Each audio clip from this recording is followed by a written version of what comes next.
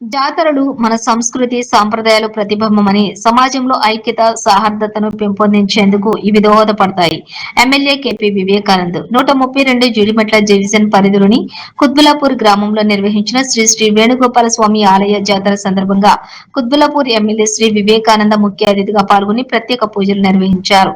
ఆలయ పండితుల ఆధ్వర్యంలో విశేష పూజలు హారతులు అందించగా ఎమ్మెల్యే స్వామివారిని దర్శించుకుని నియోజకవర్గం ప్రజల క్షేమ సమృద్ధి కోసం క్షేమాభివృద్ధిల కోసం స్వామివారిని వేడుకున్నారు. అనంతరం ఎమ్మెల్యే మాట్లాడుతూ జాతరలు మన యొక్క సంస్కృతి సాంప్రదాయాల ప్రతిబింబమని సమాజంలో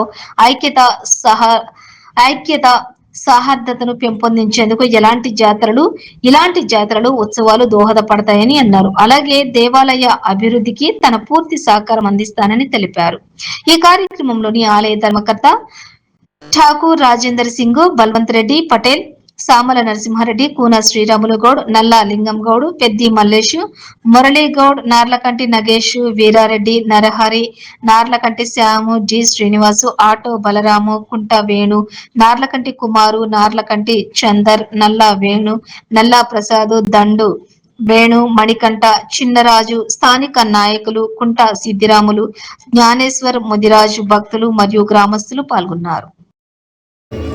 అదేవిధంగా టీవీ గ్రూప్ స్కూల్ యాజమాన్యం ఒక ప్రిన్సిపల్ గారు వారు కూడా విచ్చేశారు. వారికి కూడా స్వాగతం సుస్వాగతం. టీవీ గ్రూప్ స్కూల్ వారు